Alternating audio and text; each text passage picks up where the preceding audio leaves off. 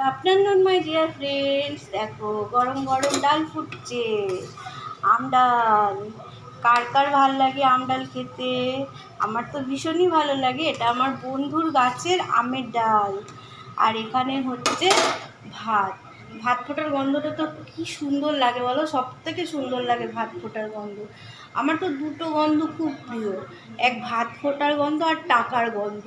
তোমাদের কার কোন গন্ধটা বেশি ভাল লাগে আমাকে জানাবে। আর সঙ্গে রয়েছে আমাদের আজকের কি লাঞ্চ মেনু, দেখো পটাপট দেখে নাও। এই দেখো, এটা হচ্ছে মাছের ডিমের বড়া। আজকে একদম হালকা মেনু। এটা হচ্ছে মাছের ডিমের বড়া।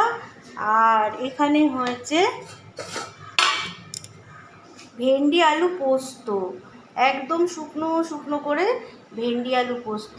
আমার লাঞ্চ মেনু আজকে শনিবারের এইটুকুনই। তাহলে টাটা, দেখা হবে নেক্সট ভিডিওতে।